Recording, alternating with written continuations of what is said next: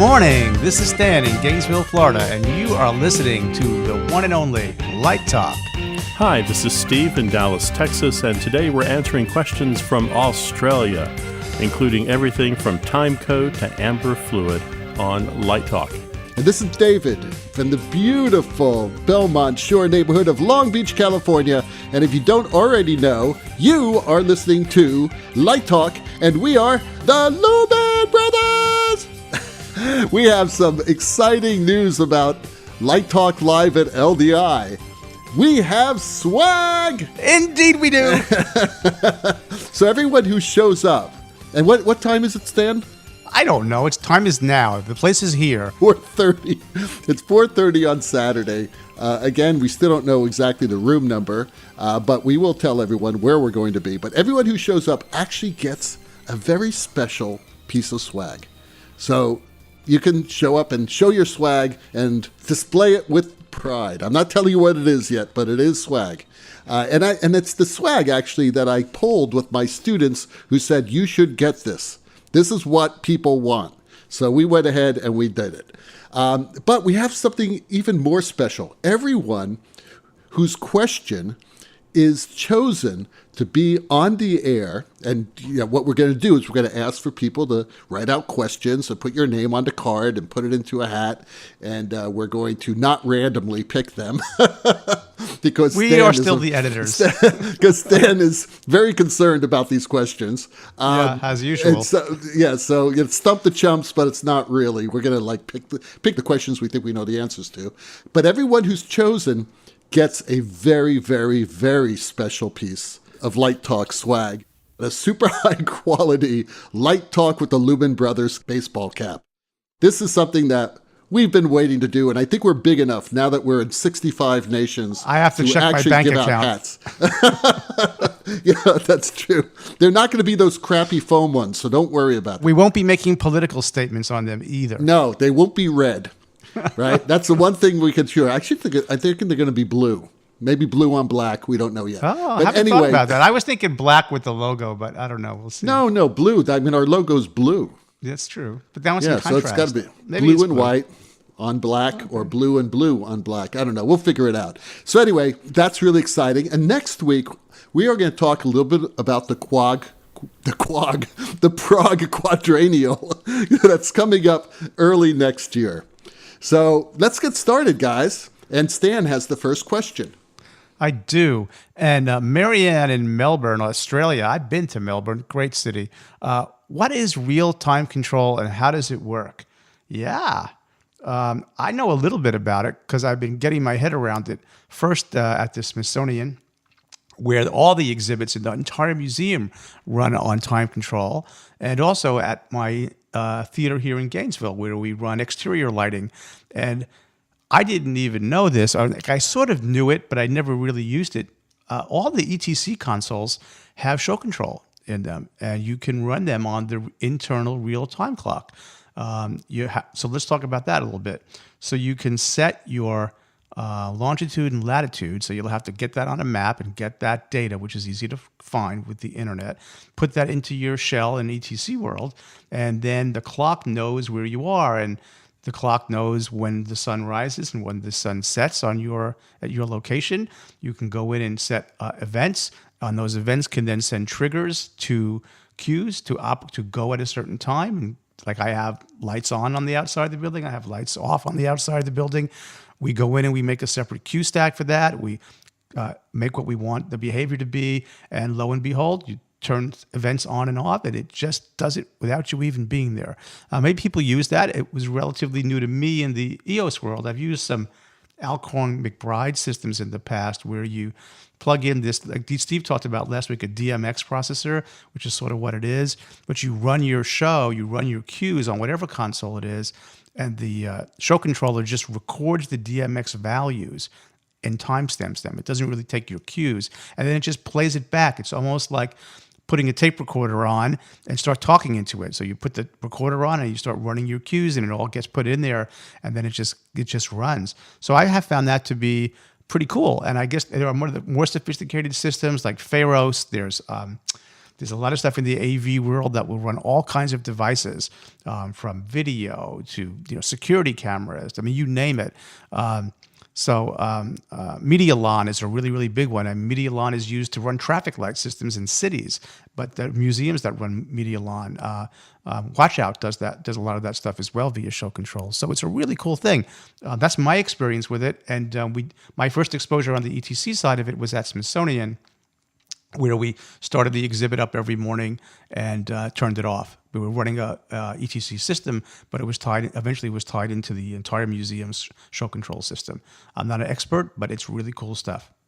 So if you don't have a computer near you, could you figure out the longitude and latitude via the use of a sextant? David, don't go there. That's what I want to know. I haven't been on a ship for years. Well, go. Okay. Maybe in a Hawaiian canoe with the North Star, we could navigate by sextant. I would not know. I have to put in my town, and I just type into Google longitude and latitude. It's hours and minutes, east and west, and I put that data in. But if you look in your ETC shell, it's there. You've got to put that. It was the first thing they told me. If you're going to use that on your system, the first thing you've got to do is put in your and you have to use. Oh, here's an interesting tidbit.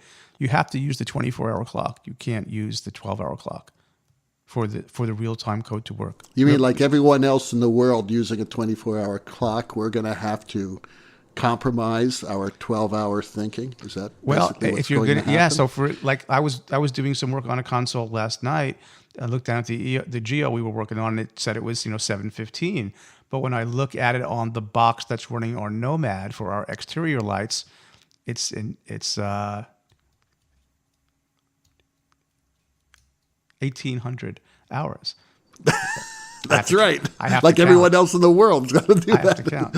But right. it sort of goes back to the whole idea of our generation. We thought we were going to, create world peace and we were going to have harmony for all. And still, we haven't moved the United States to metric, from imperial to metric. Now, that would be a good topic to talk about. Why aren't we doing metric? Well, let me say something about that. So what has caught, you're a good point, David, but what has caught on in the U.S., in the architectural lighting world, is most people are no longer speaking in foot candles. They are speaking in lux.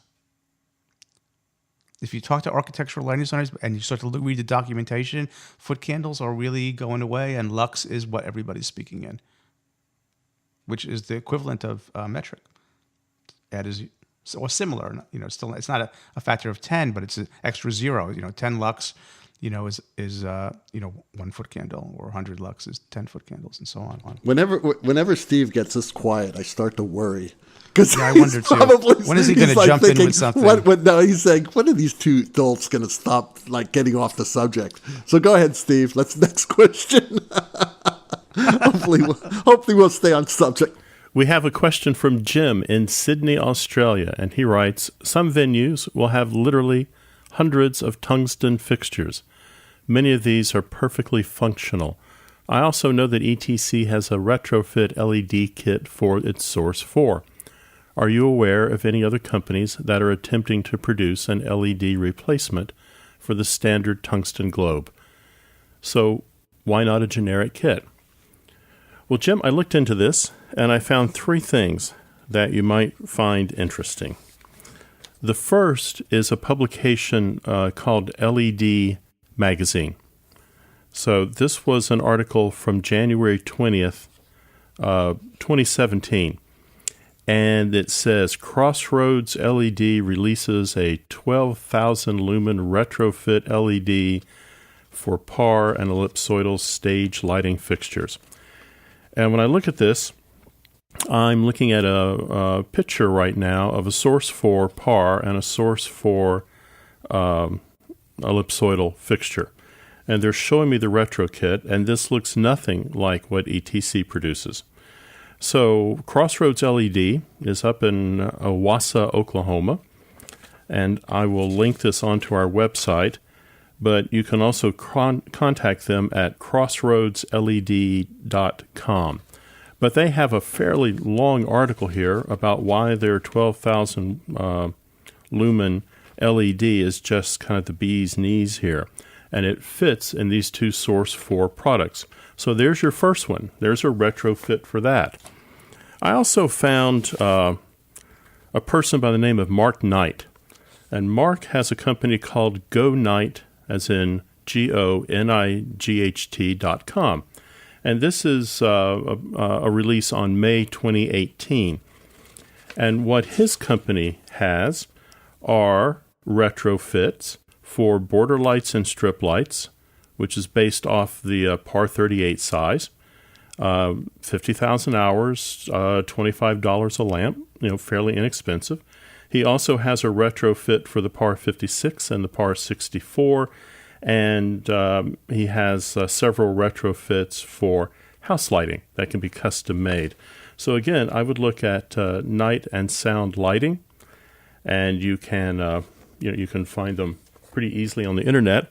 The other one here is an odd one, and this came from Church Production Magazine, and this is November 15th, 2017. You can go to their website, www.churchproduction.com, and this is an article that goes into real depth on a par 64 generic replacement.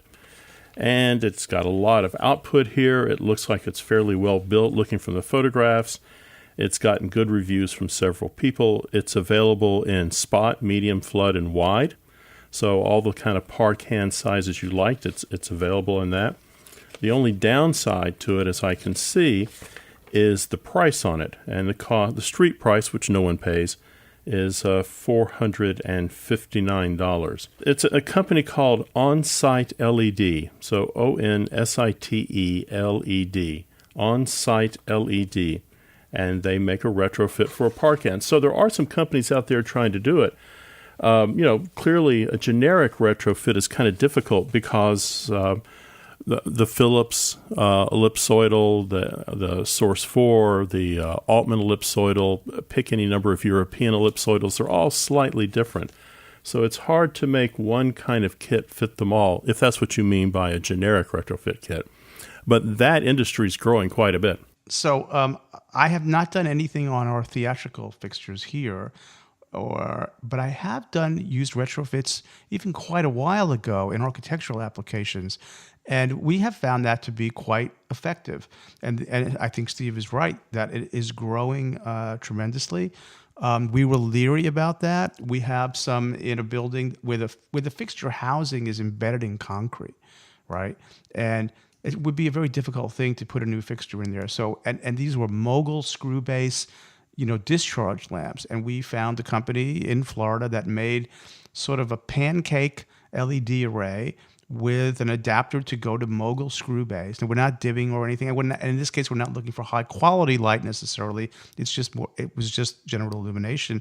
We put those in there about 5 years ago, and they're still burning, and doing well. So I think it is a big industry. It's sort of an unfortunate thing at some of the architectural conferences that I go to. They talk about there's just a lot of form factors in the world that were built around Edison's lamps, the shape.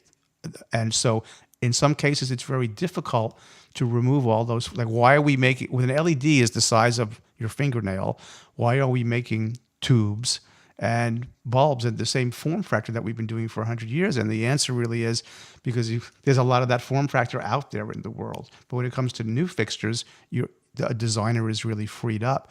But I haven't actually, the Source 4 one, have either of you guys used that Source Forward in any fixtures or on any of your shows? Have you had experience with it? I've tested it. I've actually wrote a review of it in Church Production Magazine for that matter, mm-hmm. And it looked great. I mean, it was a really good retrofit type fixture. So yeah, it works fine. It worked fine for me. And it had the lumens. It's not as sophisticated as some of their other products, but it's good enough if you need just a retrofitted light. How did you find it from a dimming perspective, David? Oh, it worked fine. There was no problem with the dimming at all. No problem at all. So even down at low levels, indiscernible. Yeah, really good dimming curves. Okay, I got the next question. Ruthie in Perth, Australia. Hey, wait a second. I just noticed that all the questions today are from Australia. Thus, the Australian episode that we mentioned a few minutes ago. I know. We started doing that. I started to mates remember down you said there. that. So why are we doing all these questions from Australia today, Steve? Because it's getting hot down there. It's Is supposed it to be the getting summer? cooler up here. Oh, okay. Because we are popular in Australia, and every line designer in Australia seems to have sent us a question over the last 3 weeks. So we It's combined about them. time. That's great. So this is our Awesome. Australia, our Down Under show. We should call it Down Under. That's the Maybe title. you should play a little Men at Work as the outro today, Dave. Well, okay, so I think this question is quite appropriate. Ruthie in Perth, Australia says, hey, why can't you chaps use proper English? It's called a spanner or even a shifter. It's also called amber fluid. Get a pint sometime. Well, we all know what Ruthie is talking about. A spanner, we all know what a spanner is, right? Now I do. It's a wrench. It's a wrench. We talked about I learned it about that. 30 I learned shows that on ago. Light Talk. I learned it from Steve on I Light did too. Talk. But, So, do, thank you, but do you Steve. know the origin of the word spanner? Did you No, tell us? tell us. I'm just saying that might No, clear he up didn't. some of the mystery here on why we call it a wrench and why they call it a spanner. Please tell us. Now I'm all excited. Well, wrench is an English word that means to twist, to Okay. turn. Spanner is a tool for winding. It actually comes from wheel-lock firearms. You would have a spanner to wind your firearm up before you could fire it. So what does that have to do with a wrench? Not a damn thing. Okay, so now we have the word shifter. And I did my research on this, and I found nothing.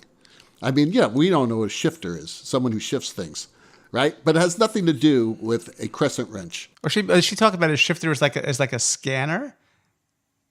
No, that's not a scanner. A scanner is not a shifter. No, a shift.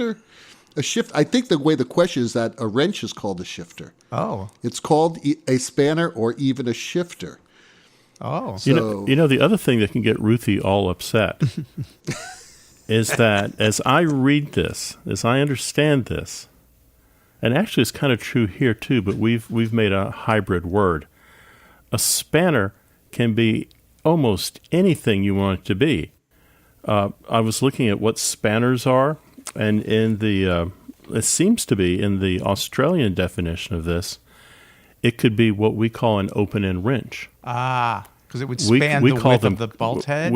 We call it a closed-end wrench. Right. That could be a spanner. We call them a combo wrench. That could be a spanner. A monkey wrench could be a spanner. You know, the thing that we get stuck on all the time is calling things a C-wrench. or crescent wrench. Right. So Because it's we shaped like a crescent. yeah, we put a brand name on it. Well, And she puts a generic name of anything that can be used to twist, open, lock down. It's those Australians. They're using these generic terms. It's okay. I don't know. I'm looking at Merriam-Webster, and it says creature. Still alive, huh? They're still no, alive. she's dead. Miriam is still dead yet. alive. It says chiefly British wrench, a wrench that has a hole, projection, or hook at one or both ends of the head for engaging with a corresponding device on the object that is to be turned.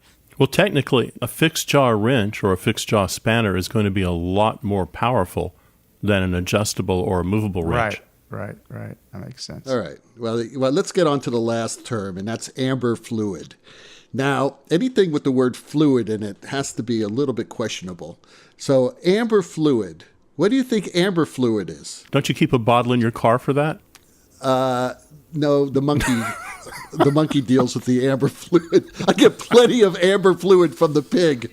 I just think it's like some kind of beer. I like beer. It's a beer. Very good. Bing, bing, bing. The duck comes down. He got it right. It's a beer. $100. $100. It might be a specific beer. Well, it's amber. I mean, the whole idea is that it's the color. I think it's Foster's. I think a it's Foster's. specific I beer. agree. It's probably Foster's Ale. Yeah.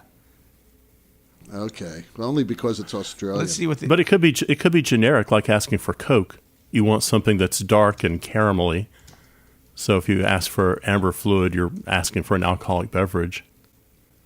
No, not an alcoholic. You're asking for a beer, but any beer.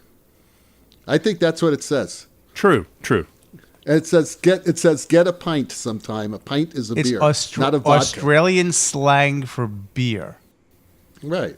Is what Urban 'Cause it's Dictionary amber. says. What else is in the Urban Dictionaries? I don't know. I just, what do I know? Okay, so there you go. We do use proper English, Ruthie. The proper American English, which is really not proper at all. So we're ready to go on to our sponsor. You are listening to Light Talk with Steve, Stan, and David, the Lumen Brothers. And this week, Light Talk is sponsored by... From Shyster Industries, the maker of lighting sampler, comes Sucker Deluxe. Are you tired of being called a hack? And are you very sad when you realize that it's true? What does Don Holder, Paulie Constable, and Ken Billington have that you don't have? Talent? Ha! Well, with Sucker Deluxe, your lighting designs can look exactly like designs created by these Tony Award-winning Broadway designers. Sucker Deluxe uses patented technology brazenly stolen from the CIA. Just bring your iPhone into one of these designer shows, press the Sucker Deluxe icon, and sit back and enjoy the show. Sucker Deluxe automatically hacks into the lighting network and copies all the light cues from the show. By the end of the show, you have a Tony Award-winning lighting design in your pocket. Just load that data into your console and voila, your show looks exactly like theirs. And who would know? Sucker Deluxe, the savior of countless undeserved careers. And now, back to Light Talk. Kenneth, lost in the Outback somewhere, writes, how would you recommend a student get into rock and roll? All right, that's an easy one. First, you get yourself some amber fluid. Lots of it. And you probably get that down at the local bar that has a band playing there. And you're going to pester those people to let them know that you want to be their lighting designer. So I think doing club dates, doing bar dates, I think that's one way to get your foot in the door. I think another more traditional way is you find a production company in Australia that produces road shows. And you go by and you sell yourself to them. And they'll probably start you out in the shop, and you'll learn a little bit about how shows are put together. Even if you're experienced, they're probably going to keep you in the shop for a while just to make sure you understand how they operate. So you'll work in the shop for a while. You'll probably go out on the road eventually as an assistant, and a show is going to come your way. I mean, there really isn't an easy formula for it. I think it's very much hands-on, apprentice-type trade, and working your way up from being backstage at Dimmer Beach to being out front. Unless, of course, you find a band and you grow with them from a bar. It's really interesting you talk about that, Steve, because last week on Live Design, there was a live interview, a webinar with Chris Kuroda, who has been with Fish for like 30 years. He started with the band. And it was a great story, and I hope you guys heard it. But yeah, it's, he's become like another member of the band. And it was going to be, when Steve was talking, I was thinking, find the band at the bar, but make sure you like the music. Because if you do become their lighting designer, you're going to want it. You really need to be a fan of the band and a fan of the band's music to really commit to a band on the road. So this is something that Chris did, and it's made his life. I mean, this is what he does. So, yeah, that's my one bit of advice if you want to become a rock and roll designer, is you find a band that you love their music. Oh, I have the next question. Derek in Brisbane, Australia, says, what resources do you consult as a designer? Are there any books that you use? Do you look at pictures from past versions of the same show? Well, this is interesting because I was talking to some students about this last week. I never look at past versions because they were asking me, should we look at some other designs that are using from these shows? And it's no, because I don't know what that's going to tell you.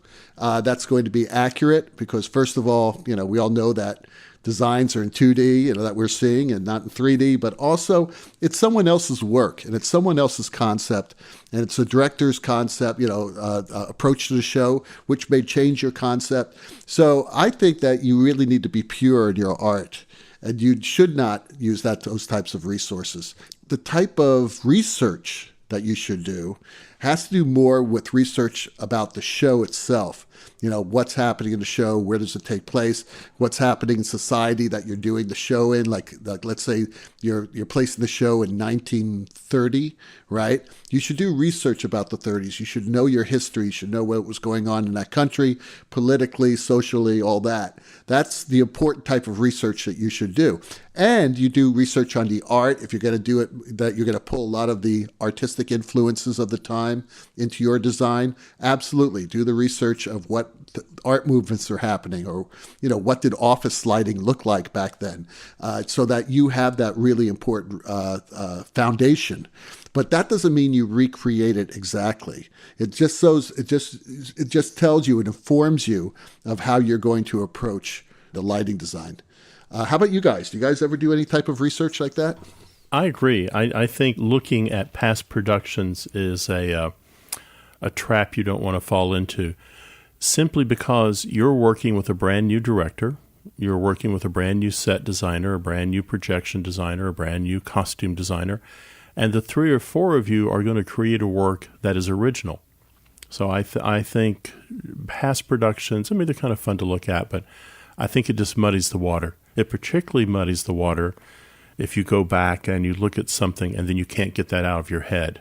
You think the third act has to be read no matter what, and everybody else has gone in a different direction. So if anything, it can be something that clouds what you're trying to do. It blocks you. It doesn't release you. As far as books go, you can look at our resource site on our webpage for resources of lots of design books and things like that. But David's right. If I'm going to research something, I'm going to research something about the play, and I'm going to embed myself in that. So if the director says, hey, we're going to do this and we're going to base it off German Expressionism, then I'm going to look at that type of artwork. I'm going to look at that type of photography. I'm going to embed myself in that. I'll chime in here a little bit. I think when Steve mentioned German Expressionism about, are there any books you use? I'm looking at my training, and I would say I'll make a confession here on Light Talk. The thing I didn't get enough of that I wish I had in my education was art history. I'm lucky I married somebody who has an art background and has quite an extensive art history background. I wish I was exposed to more art history in preparation for the work as a stage designer. So in terms of books, it's like not just a book, like a library. We have an art and architectural library here, which is separate from the main library that we can go to just stumble through the stacks, and you never know what you're going to find. So I think filling your head with the art that's been produced, not just in Europe, but across the globe, and having some sense of there's so much of it, but having sort of a broad sense of art and creativity gives you a well to draw from in terms of inspiration. It's one thing to say I'm researching a very specific time period, a very specific play, or a director gives you a direction like Steve suggested of German Expressionism. You can go right to that.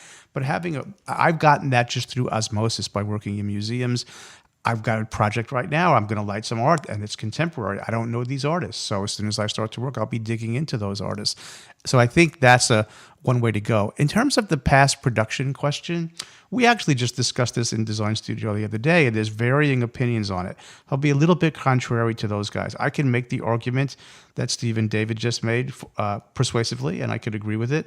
At the same time, I think if you are a mature artist and you can separate yourself and not be overtly influenced by something you've seen and don't connect to it, I think that takes a little bit of discipline and a little bit of distance in terms of looking at a past production but not letting it seep into your subconscious. I think it can be done, so it depends, and it depends upon the show. We have some directors who say, "I want it to look just like this production." Well, that's not very original. That's stealing someone's intellectual property. If a director says that, then you know what I say? Hire that designer. I quit 2 shows because of it. Because they said design exactly that? Yes. Oh. They said exactly what you said. I want my production the lighting to look like this. And I said, well, then you need to hire that lighting designer. Let me say something. Stan might be onto something. It's a little different in the rock and roll world. I have heard people come up and chat with designers and say, I loved your work on XYZ band. Everything about it was gorgeous. That's what I want. And then the next word out of their mouth is, but it can't look like them. Right. Well, that's different. Because they're talking about style, I think. They like your style.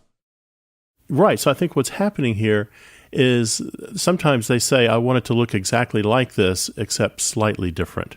Well, let me throw this out there. I mean, in the fine art world, or even in the art world, it's often said that there's really nothing new under the sun.